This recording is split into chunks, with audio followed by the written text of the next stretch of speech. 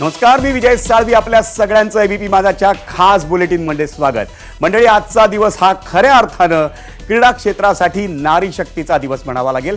कारण पॅरिस ऑलिम्पिकमध्ये महिलांच्या 10 मीटर एअर पिस्टल प्रकारात भारताच्या मनू भाकरनं अंतिम फेरीत धडक मारली आणि या स्पर्धेची अंतिम फेरी दुपारी 3:30 वाजता म्हणजे अवघ्या अर्ध्या तासात सुरू होणार आहे.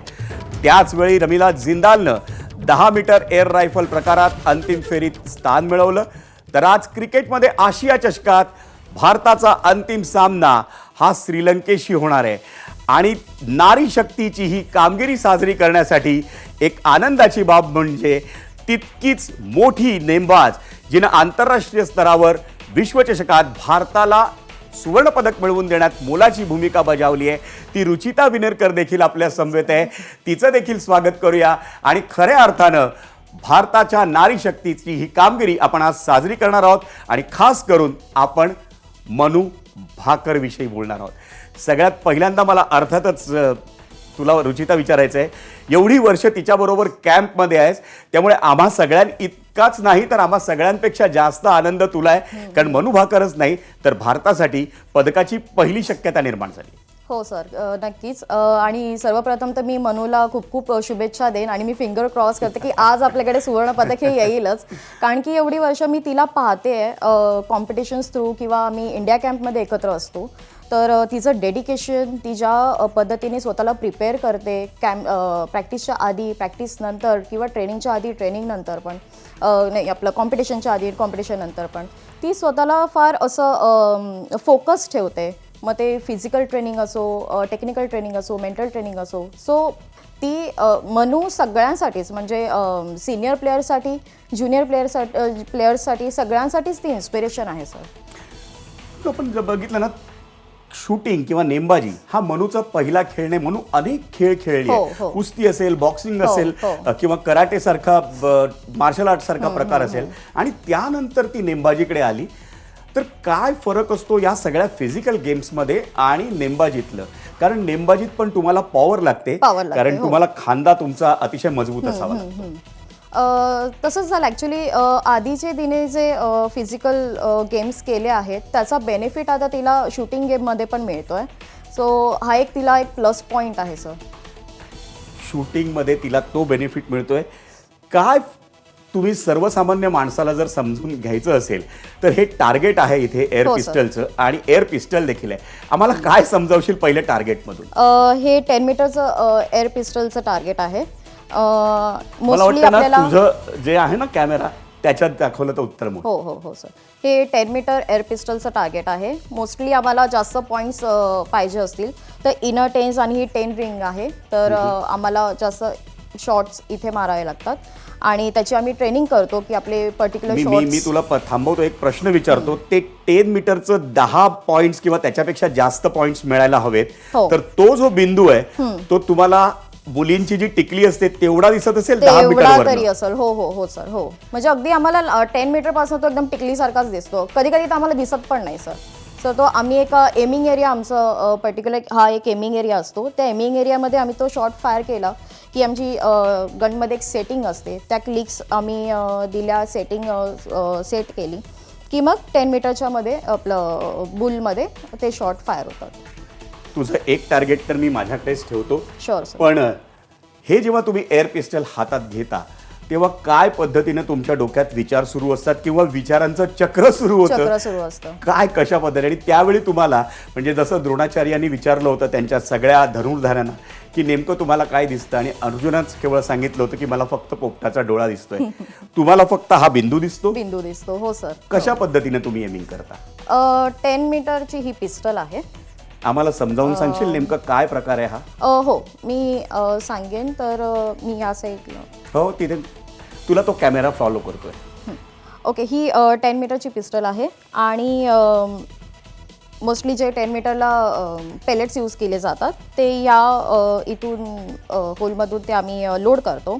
नंतर हा बोल्ट ऑफ केला म्हणजे असं पूर्ण बंद केल्यावरती ही एक प्रश्न trigger पुन्हा point एकदा आहे. विचारतो. त्याच्यात तू एक फ्लॅग लावलायस जेव्हा Yes. आमच्यासोबत स्टुडिओमध्ये येताना तू ती पिस्टल आणली आहेस तेव्हा एक तो काय फ्लॅग लावलाय, काय नेमकं त्याच्या मागचं? ऍक्च्युली कसं आहे, कोणाची एअर पेलेट चुकून त्याच्यामध्ये राहिली आणि कोणाकडून मिस फायर झालं आणि कोणाला चुकून दुखापत होऊ नये यासाठी मग ISSFनेच हा रूल काढला आहे की विदाऊट सेफ्टी फ्लॅग तुम्ही रेंजवर ही वेपन कॅरी करू शकत नाही, किंवा आम्ही जेव्हा बाहेर येतो, लेनच्या बाहेर जरी येतो तर विदाऊट सेफ्टी फ्लॅग आम्ही बाहेर येऊ शकत नाही. तर त्यासाठी ही फ्लॅग आहे, हा सेफ्टी फ्लॅग याला म्हणतात. आणि जेव्हा आम्ही कॉम्पिटिशन खेळतो तेव्हा हा सेफ्टी फ्लॅग बाहेर काढून त्याच्यामध्ये पेलेट लोड केली जाते आणि मग या ट्रिगरने फायर केलं जातं. कशा पद्धतीने तुम्ही एमिंग करता, जर आपल्याला कॅमेरावर दाखवायचं असेल समोरच्या sure, कॅमेराला sir. तुला एम करायचं ही असेल? ग्रीप आहे, आम्ही ही या पद्धतीने ही ग्रीप धरतो आणि यामध्ये पेलेट लोड केल्यानंतर हा बोल्ट पूर्णपणे बंद केला जातो आणि नंतर मग ही आमची एक प्रकारची पोझिशन असते. आणि मग ती पोझिशन घेतल्यावर फायर ट्रिगर ऑपरेट केल्यावरती मग आम्ही फायर करतो. रुचिता, क्वालिफाईंग म्हणजे प्राथमिक फेरीत तुम्हाला 60 बुलेट्स मारायचे असतात. त्याच्यासाठी खांदा काही सर्वसामान्य माझ्या माणसासारखा खांदा नसेल, तो खांदा मजबूत असेल. Yes sir. काय कशा पद्धतीचे व्यायाम असतात? मी तर ऐकलं की मनू असं एक केटल घेऊन उभी राहते आणि खांद्याचा व्यायाम असतो तुमच्यासाठी. 10 मीटरला एवढं इफेक्ट नाही होत, पण 25 मीटरला जास्त इफेक्ट होतो कारण की त्याचा रिकॉल बसतो आणि ती वेपन पण तेवढ्याच वजनाची आहे. पण तरी आम्ही 10 मीटरला पण तेवढी स्टेबिलिटी आणण्यासाठी एक स्ट्रेंथनिंग एक्सरसाइजेस असतात, काही मजल डेव्हलपमेंटसाठी वेट ट्रेनिंग्स असतात. मग ते आम्ही स्पेशली आम्ही त्या ट्रेनिंग्स करतो. रुचिता, आपल्या समवेत संदीप चव्हाण आहे, आपला ज्येष्ठ क्रीडा पत्रकार, आपला सहकारी.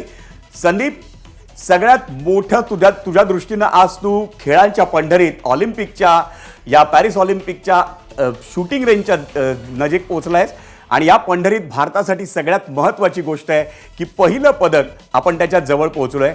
काय आत्मविश्वास दिसतोय मनू भाकरचा?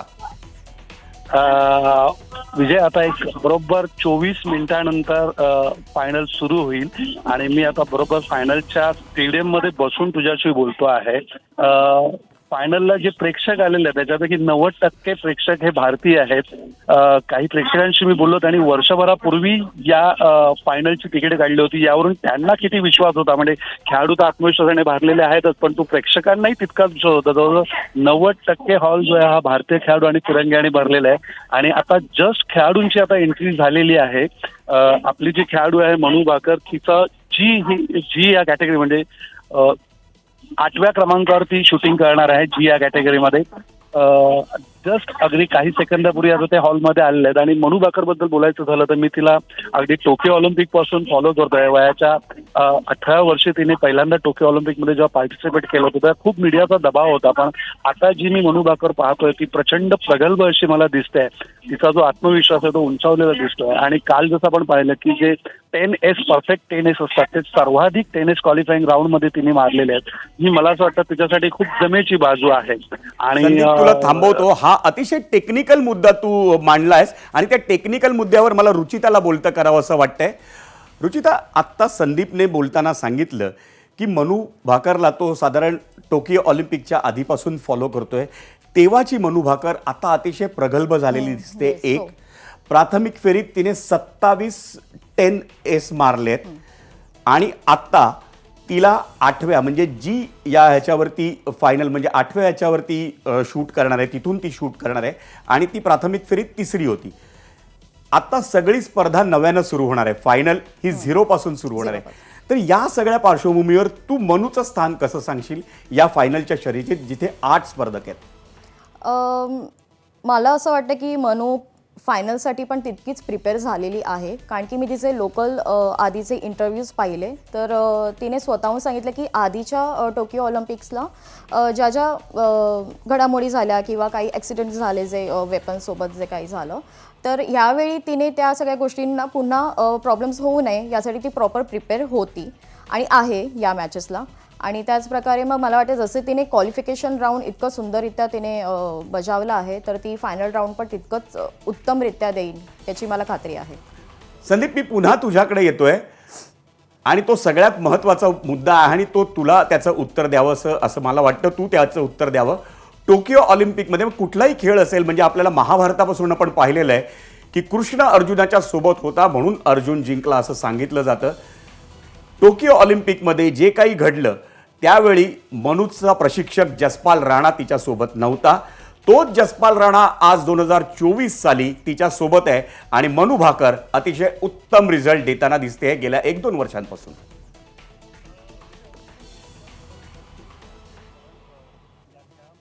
जेवढं तुमचा आत्मविश्वास महत्व असतो तेवढंच तुमच्या पाठीमागे उभा राहणारा कोच ही तितकाच महत्वाचा असतो. आणि मनू भाकरच्या आजवरच्या या यशस्वी वाटचालीमध्ये जसपाल राणाचं श्रेय नाकारून चालणार नाही. परंतु टोकियो ऑलिम्पिकच्या अगदी काही दिवस आधी खूप मोठी कॉन्ट्रोवर्सी उत्पन्न झाली होती, ज्यातनं जसपाल राणाला कोच पदचा सोडावा लागला होता. आणि त्याचा नाही म्हटलं तरी एक इम्पॅक्ट जो असतो, वाईट इम्पॅक्ट, तो मनू भाकरच्या कामगिरीवर जाणवत होता. आणि त्यात मीडियाचं प्रेशर आणि त्यात जसपाल राणाची कॉन्ट्रोवर्सी या सगळ्याचा दुहेरी दबाव तिच्यावर जाणवत होता.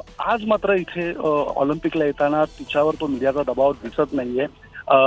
प्रचंड आत्मविश्वास तिच्यामध्ये दिसतोय. सरावाला तुम्ही सुरुवात केलेली आहे. जसं तू म्हणालात की मी सुदैवाने असं मी म्हणेन की आजवर ऑलिम्पिकमध्ये नेमबाजीतली जेवढी मेडल्स आपण जिंकले ती सगळी मेडल्स म्हणजे अथेन्स पासून ते अगदी कालच्या या टोकियोपर्यंतच्या सगळ्या मेडल्स मी पाहिलेले आहेत. त्यामुळे खेळाडूंचा म्हणजे राज्यवर्धन राठोडने जेव्हा पहिल्यांदा ऑलिम्पिकमध्ये मेडल जिंकलं, सिल्वर मेडल, तेव्हा ते पाहण्याचं भाग्य मला लाभलं होतं. त्यानंतर अभिनव बिंद्राने गोल्ड मेडल जिंकलं, तो क्षण सुद्धा मी अनुभवला होता. सगळ्यात महत्वाचं शूटिंगमध्ये काय की त्या क्षणाला तुम्ही किती आत्मविश्वासाने खेळताय, तुमची आतापर्यंतची झालेली कामगिरी ही बाजूला असते, त्या क्षणाला तुम्ही निर्णायक क्षणी जो शॉट घेता तो शॉट तुम्हाला गोल्ड मेडलपर्यंत घेऊन जाता येतो. आणि मला असं वाटतं की आज जी मनू भाकरची जी देहबोली आहे ती देहबोली मेडलच्या दिशेने दिसते. आणि तिलाही तिच्या खांद्यावर असलेलं जे ओझ आहे, कारण मी जर चुकत नसेल तर आजवरचं आपण महिला शूटिंगनी जगभरामध्ये आपला दबदबा निर्माण केला. म्हणजे अंजली भागवत पासून जी परंपरा पुढे सुरू झाली होती, सुमा शिरूर असेल, दीपाली देशपांडे असेल, त्या परंपरेमध्ये आज मनू भाकरला त्याच्यावर कळ चढत. आणि हे पहिलं म्हणजे कोणतंही मेडल आपल्याला मिळालं तर ते महिलांचं ऑलिम्पिकमधलं पहिलं मेडल असणार आहे. आणि तूही विजय याच्याशी सहमत असशील की शूटिंगमध्ये ऑलिम्पिकमध्ये मेडल जिंकू शकतो हा जो विश्वास जर भारताला कोणी पहिल्यांदा मिळवून दिला असेल तो महिला नेमबाजांनी दिला. आणि मला वाटतं रुचिता आज आपल्या बरोबर आहे ना, त्यामुळे त्या प्रश्नाचं उत्तर मी रुचिताकडनं घेतो. पण बातमी देतो संदीप, महत्वाची बातमी आहे. पॅरिस ऑलिम्पिकच्या टेबल टेनिसमध्ये भारताच्या श्रीजा अकुलानं विजयी सलामी दिली आहे. अतिशय महत्वाची कामगिरी आहे ही देखील. श्रीजा अकुलाचा स्वीडनच्या क्रिस्तिनावर 4-0 असा दणदणीत विजय मिळवला आहे. आणि श्रीजानं 11-4, 11-9, 11-8, 11-7 असा 4 गेम्समध्ये स्वीडनच्या क्रिस्तिनावर विजय मिळवला आहे. 4-0 अशी जिंकली आहे. पुन्हा एकदा मनू भाकरकडे आपल्याला वळायचं आहे. रुचिता, तुला जर सांगायचं झालं तर संदीप अतिशय महत्त्वाचा मुद्दा सांगत होता. नेमबाजी या खेळात भारताला पुढे आणलं कोणी तर ते महिलांनी आणलं. अंजली असेल जिनं सिडनी ऑलिम्पिकमध्ये फायनलमध्ये धडक मारली, रायफलमध्ये होती. सुमा शिरूर असेल 2004 साली फायनलमध्ये आली, पुन्हा एकदा ती देखील रायफलमध्ये होती. त्यानंतर राज्यवर्धन राठोड, अभिनव बिंद्रा, गगन नारंग, विजय कुमार सगळ्या पुरुषांनी मुलाची कामगिरी बजावली, पदकं देखील मिळवून आणली. पण आज खऱ्या अर्थानं एक ऐतिहासिक दिवस ठरू शकतो भारतीय नारी शक्तीसाठी. एक मुलगी ऑलिम्पिक पदक जिंकण्याच्या पहिल्यांदा जवळ आली आणि ती पहिली भारताची महिला नेमबाज ठरू शकते, मग ते रायफल असेल किंवा शूटिंग असेल. हा दिवस तुमच्यासाठी किती महत्त्वाचा आहे? खरंच खूप महत्त्वाचा दिवस आहे आजचा सर. म्हणून मी आधीच म्हटलं की मी फिंगर क्रॉस करते तिने खरंच आजचं पदक हे घेऊन यावं. आणि खरंच हा खूप आनंदाचा क्षण असेल. काय दिलं ग तुम्हाला सगळ्यांना, अंजलीने, सुमाने, आणि तुम्ही सगळे त्यांना फॉलो केलं आणि आज इथवर पोहोचलाय? ऑफकोर्स ते आमचे सगळे सिनियर शूटर, जरी त्यांचं वेपन हे वेगळं होतं, रायफल होतं, तरी त्यांना बघून तुमच्या पिढीतली मंडळी सगळी पुढे आली आहेत. मी खरंच आधी तर सर्वांना आधी टीव्हीवर पाहायची आणि त्याच्यानंतर मग माझे कोच रौनक पंडित सर असतील, मग अंजली दिदी, सुमा दिदी आहे, दीपाली दिदी आहेत, आणि या सगळ्यांना आधी टीव्हीवर पाहताना असं फार छान वाटायचं. आणि त्यांच्या हातात वेपन्स, कधी आपण नॉर्मली गन हे सामान्य माणूस तर नाहीच आपण यूज करत, पण मला जास्त अट्रॅक्शन ते होतं की हा गनचा गेम आहे, आपण काहीतरी वेगळं गेम आहे, युनिक गेम आहे, तर आपण केलं पाहिजे. आणि मग सगळ्या सिनियर शूटर्सना बघून हे एक आयडियल आहेत ते आमच्यासाठी. आणि त्यांना आणि आपल्या देशासाठी पदक जेव्हा ते जिंकून यायचे तेव्हा ते आमच्यासाठी जास्त इन्स्पिरेशन असायचं सर. दुसरी एक महत्त्वाची गोष्ट मला जर तू सांगितलंस तर मला पुन्हा एकदा आवडेल की मनू भाकरनं अंतिम फेरीच्या प्राथमिक फेरीत किंवा क्वालिफाईंग राऊंडमध्ये 580 गुण मिळवले, ती तिसऱ्या स्थानावर आहे. आता 8 स्पर्धक किंवा 8 महिला नेमबाज या फायनलमध्ये आहेत. हो. जी काही माझ्याकडे तांत्रिक माहिती आहे त्यानुसार आता या 8 जणांचे पॉईंट्स हे 0 आहेत. हे 0 होणार सर. फायनल मधली कामगिरी ही महत्वाची. म्हणजे कालचा दिवस हा इतिहास झाला. हो. आज मनूला जर पदक जिंकायचं असेल तर तिला नव्यानं इतिहास घडवावा लागणार आहे. कशा पद्धतीची असणार आजची स्पर्धा? ॲक्च्युली आजची स्पर्धा ही जसं तुम्ही सांगितलं तसंच क्वालिफिकेशन राऊंड हा 0 काउंट केला जाणार आणि आजची जी फायनल राऊंड असणार ही पुन्हा नव्याने सुरुवात होणार. म्हणजे त्याच्यामध्ये 2 स्टेजेस होणार. आधीच्या 2 स्टेजमध्ये आधीच्या पहिल्या स्टेजमध्ये 2 सिरीज होतील ज्या 4 मिनिट आणि 10 सेकंडच्या असतील. 2 सिरीज त्याच्यामध्ये 5-5 शॉट फायर केले जातात आणि मग एकूण दुसरा 23 किंवा 22 असतात. एकूण 24 शॉट. 24 शॉट्स फायनलमध्ये. हो. आणि पहिल्या 5-5चे 2 5-5चे 2 आणि त्याच्यानंतर जे 2-2 शॉट्स जे फायर होणार ते कमांडवरती शॉट फायर केले जाणार. प्रत्येक शॉटला एक 50 सेकंदाचा टायमिंग असेल आणि तो ऑन कमांडवरच फायर केला जाणार. आणि 12 शॉट्स झाल्यानंतर आम्ही असं ऐकतो एलिमिनेशन सुरू होणार आणि 8 मधून पहिल्यांदा जेव्हा 12 शॉट्स होतील तेव्हा 2 नेमबाज जे शेवटचे असतील हे बाद होणार. राईट. आणि मग पुढे त्याच्यानंतर स्पर्धा कशी चालेल? आणखी 2-2 नंतर 1-1 गाळला जाईल. 1-1 गाळला जाईल. 2-2 नंतर 1-1 गाळला जाईल. आणि मग शेवटी जे 2 स्पर्धक असतील ते सुवर्ण पदकासाठी हो, खेळतील. हो, सर. आणि तिसरा जो म्हणजे जो शेवटचा बाद होईल तो त्याचं ब्रॉन्झ मेडल नक्की होईल. राईट. तर आपण ऐकलं, अतिशय महत्त्वाच्या एक गोष्ट आहे ही. जर आपल्याला एअर पिस्टलची फायनल कशी होते हे समजून घ्यायचं असेल तर 8 जणांची ही फायनल आणि 8 जणांमधून 12 शॉट्स नंतर पहिल्यांदा 2, 14 शॉट नंतर 1, 16 शॉट नंतर 1, 18 शॉट नंतर 1, 20 शॉट नंतर 1 असं 1-1 स्पर्धक बाद होत जाईल. आणि मग शेवटचे 3 उरतील. त्यातला शेवटचा जो बाद होईल त्याला ब्रॉन्झ मेडल आणि शेवटचे जे दोघं उरतील त्यांच्यामध्ये सुवर्ण पदकाची लढाई होईल. आणि या लढाईसाठी मनू भाकरनं असणं हे आपल्यासाठी सगळ्यात महत्त्वाचं आहे. कारण पॅरिस ऑलिम्पिकच्या दुसऱ्याच दिवशी भारतासाठी पहिल्या पदकाची अपेक्षा कोणी निर्माण केली आहे तर ती मनू भाकरनं. महिलांच्या 10 मीटर एअर पिस्टल प्रकारात मनूनं अंतिम फेरीत धडक मारली आहे. तिनं पात्रता फेरीत 580 गुणांसह तिसरं स्थान पटकावलंय. किती जणांमध्ये? तर ते 8 जणांमध्ये. आणि या 8 नेमबाजांना घेऊन पॅरिस ऑलिम्पिकच्या एअर पिस्टल प्रकाराची अंतिम फेरी ही दुपारी 3:30 वाजता म्हणजे आत्तापासून केवळ 15 मिनिटांनी सुरू होणार आहे. पॅरिसमधल्या याच नेमबाजी सेंटरमध्ये भारताची मनू भाकर जी आहे ती भारतीय प्रमाणवेळेनुसार दुपारी 3:30 वाजता महिलांच्या 10 मीटर पिस्तूल प्रकारामध्ये फायनल खेळणार आहे. खरं तर या महिलांच्या फायनलमध्ये पोहोचण्याची तब्बल 20 वर्षानंतर मनू भाकर जी एखादी भारतीय खेळाडू जी आहे ती या फायनलमध्ये पोहोचते. यापूर्वी भारताची सुमा शिरूर जी आहे तिने अथेन्स ऑलिम्पिकमध्ये 10 मीटर पिस्टल प्रकारची फायनल गाठली होती. अथेन्स ऑलिम्पिकमध्ये खरं म्हणजे 2 नावं खूप चर्चेत होती. एक होते अंजली वेदपाठक आणि दुसरं म्हणजे सुमा शिरूर. सुमा शिरूर फायनल पर्यंत पोहोचली होती, पण अंजली भगवत क्वालिफाईंग राऊंड पार करू शकली नव्हती. यावेळी मनू भाकरने फायनलमध्ये ढळकून भारतीय पदकाच्या अपेक्षा उंचावल्या आहेत. एक वर्तुळ पूर्ण झालेलं आहे. सुमा शिरूर यावेळी पॅरिसमध्ये कोच म्हणून दाखल आहे आणि 22 वर्षीय मनू भाकर जी आहे ती फायनलमध्ये धडकलेली आहे. आज जर मनू भाकर जिंकली किंवा आज जर त्यांनी कोणत्याही प्रकारचं मेडल जिंकलं तर भारतीय नेमबाजीतली हे ऐतिहासिक घटना असणार आहे. कारण हे भारतीय नेमबाजीतलं महिलांचं ऑलिम्पिकमधलं पहिलं पदक असणार आहे. भारतीय महिला नेमबाजांनी जागतिक पातळीवर खूप मोठा दबदबा निर्माण केला आहे, अनेक पदकं जिंकली आहेत, पण ऑलिम्पिक मेडलपासून नेहमीच त्यांना हुलकावणी मिळत राहिलेली आहे. त्यामुळे आज मनू भाकरमध्ये अवघ्या भारतीयांचं लक्ष राहणार आहे. बाकी या नेमबाजी केंद्राबद्दल सांगायचं झालं तर पॅरिसपासून तब्बल 250 किलोमीटर दूर हे नेमबाजी केंद्र आहे. म्हणजे अगदी आपल्या महाराष्ट्राच्या भाषेत सांगायचं झालं परिवेशात तर मुंबईमध्ये ऑलिम्पिकचं आयोजन आणि सातारामध्ये शूटिंगचं केंद्र आहे. आम्ही भल्या पहाटे तब्बल 2.5 तासाचा प्रवास करून इथपर्यंत पोहोचलेलो आहे. आमच्यासोबत अनेक भारतीय आज ही ऐतिहासिक घटना पाहण्यासाठी इथे आलेले आहेत. त्यामुळे आज मनू भाकर इतिहास घडवते का याकडे तमाम भारतीयांचं लक्ष असणार आहे. मी संदीप चव्हाण, एबीपी माझासाठी पॅरिस. रुचिता, जे सगळे भारतीय क्रीडा पत्रकार गेलेत तिथे त्यांच्यासाठी देखील एवढी उत्सुकता आहे की पॅरिसमध्ये ऑलिम्पिक आहे, पण जी नेमबाजीची स्पर्धा होते, नेमबाजीचे शूटिंग रेंज जे आहे ते तब्बल 275 किलोमीटर लांब आहे. त्यामुळे संदीप असं सांगत होता मुंबईमध्ये जर ऑलिम्पिक असेल तर साताऱ्याला शूटिंग रेंज आहे, त्यामुळे ही सगळी मंडळी सकाळी निघाली आहेत तिथून आणि तिकडच्या साधारण 12 वाजता ही स्पर्धा होते. त्याच्यासाठी संदीप तिथं दाखल झालेला आहे. मला सांग की ही शूटिंग रेंज जे असतात की मग जसपालचं कालच वाचत होतो, एअर कंडिशन असतात, पण त्याच्यात सुरुवातीला जेव्हा हे सगळं सुरू झालं त्यावेळेला थोडंसं वातावरण तिथलं उष्ण होतं, गरम होतं, त्यामुळे थोडासा त्रास होत होता मनूला. किती फरक पडतो जेव्हा तुम्ही भारतात प्रॅक्टिस करून जाता, सराव करून जाता आणि अचानक तुम्हाला बाहेर कुठेतरी वेगळ्या देशात जायचं असतं. तू देखील कैरोमध्ये जाऊन ऐतिहासिक पराक्रम गाजवला असा. तर या सगळ्यासाठी ॲक्लमटाईज व्हायला किंवा तिथलं वातावरण हे एअर कंडिशन हे उत्तम स्थितीत असायला हे नेमबाजांसाठी किती आवश्यक असतं?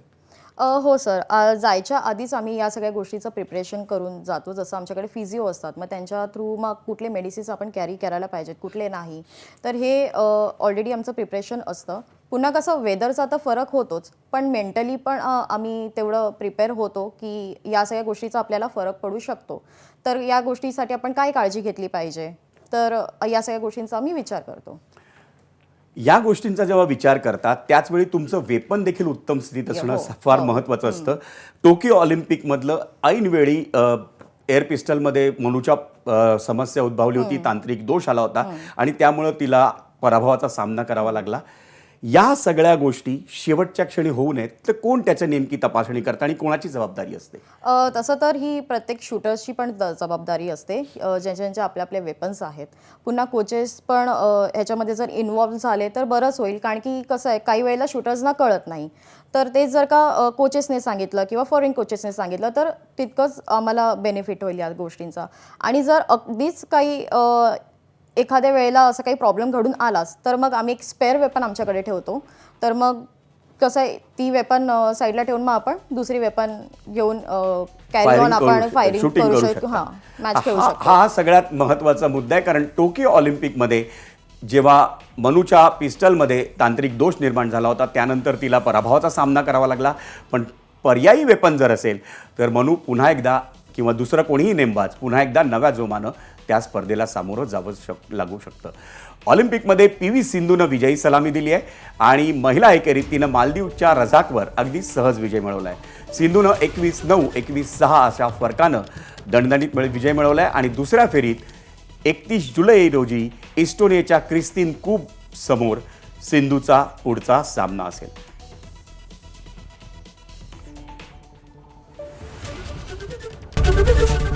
ABP माझा, उघडा डोळे बघा नीट.